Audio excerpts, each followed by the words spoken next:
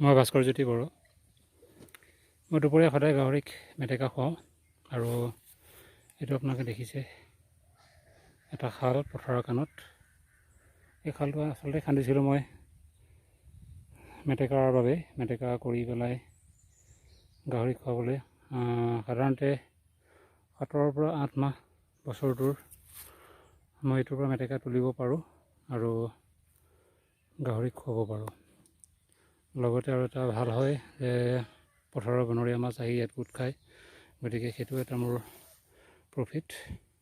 মই কি ধৰণে দিওঁ, পানীৰ পৰা মেটেকাবোৰ ধুনীয়াকৈ ধুই উঠাই লওঁ, উঠাই পেলাই শিপাবোৰ ছিঙি পেলাওঁ। ঠিক আপোনালোকে এয়া দেখিছেই। আজি মই এয়া মেটেকা দিবলৈ ওলাইছোঁ গাহৰিক। খুব বেছি পৰিমাণৰ নহয় আৰু এক টাইম দিওঁ, দুপৰীয়া টাইমটো। ৰাতিপুৱা আৰু গধূলি প্ৰায় কনচেনট্ৰেটেড ফিডেই দিওঁ গডৰেজ কোম্পানীৰ। আৰু দুপৰীয়া মই এনেকৈ মেটেকা খুৱাওঁ বা কেতিয়াবা ঘাঁহ খুৱাওঁ। আজি এয়া ছিঙিছোঁ, আপোনালোকে দেখিছে। মেটেকা মই ঠিক এনেধৰণে দিওঁ, দেখিছে এয়া এজনী মোৰ ক্লাছ ব্লেক, আজি 2 মাহ হৈছে প্ৰেগনেণ্ট হৈ থকা।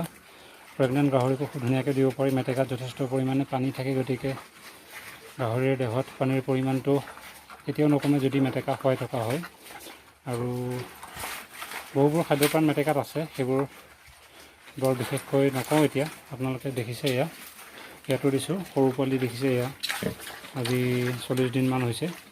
সিহঁতেও কিমান আগ্ৰহেৰে মেটেকা খাইছে। সৰু ডাঙৰ বুলি কথা নাই, সকলোৱে খায়। তাৰপিছত ইয়াত দেখিছে ইয়কশ্বায়াৰ পোৱালি।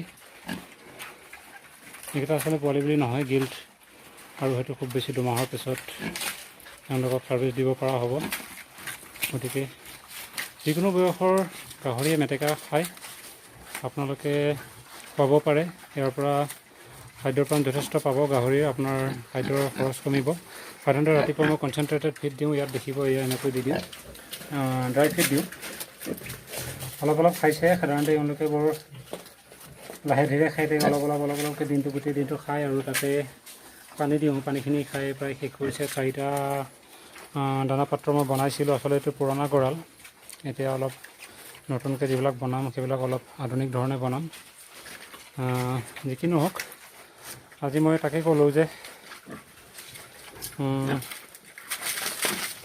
মেটেকাও আমাৰ গাহৰিৰ বাবে এটা প্ৰধান খাদ্য হ'ব পাৰে, কিন্তু 3 টাইম মেটেকা খুৱাই গাহৰি ডাঙৰ কৰিম বুলি ভাবিলে নহ'ব।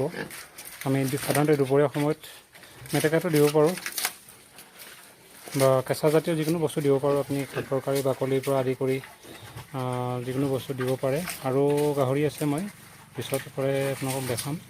আৰু ফিড আৰু কেনেকৈ প্ৰস্তুত কৰোঁ মই সেইবোৰ আপোনালোকক পিছৰ পৰা দেখাবলৈ চেষ্টা কৰিম।